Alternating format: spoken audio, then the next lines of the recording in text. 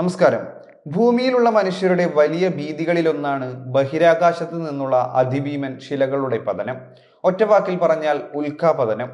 അടുത്ത ദശാബ്ദങ്ങളിലൊന്നും അത്തരമൊരു സംഭവം മാനവരാശി കേട്ടിട്ടില്ലെങ്കിലും സമീപകാലത്ത് വരുന്ന ചില റിപ്പോർട്ടുകൾ ആശങ്കപ്പെടുത്തുന്നതായിരുന്നു. സിറ്റി കില്ലർ എന്നറിയപ്പെടുന്ന 2024 YR4 എന്ന ചിഹ്നഗ്രഹം 2032 ഭൂമിയുമായി കൂട്ടിയിടിച്ചേക്കാമെന്നായിരുന്നു ആ പഠനങ്ങൾ. അത് സംഭവിക്കാൻ 4% മാത്രമാണ് സാധ്യത. എങ്കിലും അത് സംഭവിച്ചാൽ ഒരു നഗരത്തെ ഇല്ലാതാക്കാൻ കെൽപ്പുള്ള ആ ഉൽക്കാപതനത്തിന്റെ അനന്തരഫലങ്ങൾ ഭൂമിയുടനീളം വർഷങ്ങളോളം അനുഭവിക്കേണ്ടി വന്നേക്കാം. ഇക്കാരണത്താൽ ലോകമെമ്പാടുമുള്ള ബഹിരാകാശ ഗവേഷകരുടെ നിരന്തര നിരീക്ഷണത്തിലൊന്നാണ് ഈ ചിഹ്നഗ്രഹം. എന്നാൽ നാസയുടെ ജെയിംസ് വെബ് ബഹിരാകാശ ദൂരദർശിനിയിൽ നിന്നുള്ള പുതിയ ചില വിവരങ്ങൾ ഈ ചിഹ്നഗ്രഹത്തിന്റെ സഞ്ചാരപാതയെ സംബന്ധിച്ച പുതിയ നിരീക്ഷണങ്ങൾ മുന്നോട്ട് വെക്കുന്നതാണ്.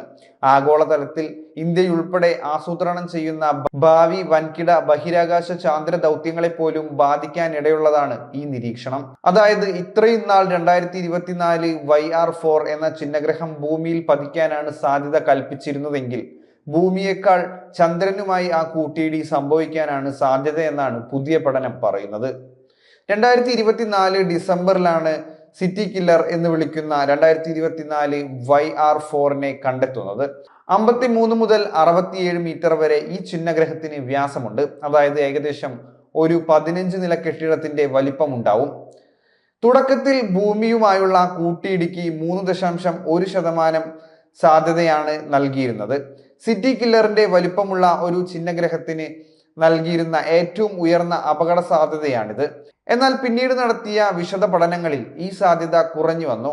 ജനുവരിയിൽ ആഘാത സാധ്യത 0.001% താഴെയായി. ഇതോടെ ഭൂമിക്ക് ഭീഷണി ഉണ്ടാവില്ലെന്ന കണ്ടെത്തലിലെത്തി.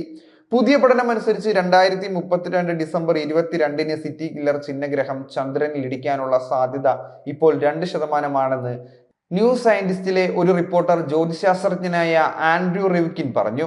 ഫെബ്രുവരിയിൽ നാസ 1.7% സാധ്യതയാണ് കണക്കാക്കിയിരുന്നത്.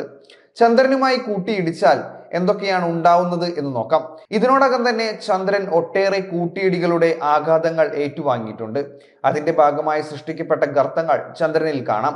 ചന്ദ്രനെ ലക്ഷ്യമാക്കിയാണ് സിറ്റി കില്ലർ നീങ്ങുന്നതെങ്കിൽ ആ കൂട്ടിയിടി ഒഴിവാക്കാനാവില്ല.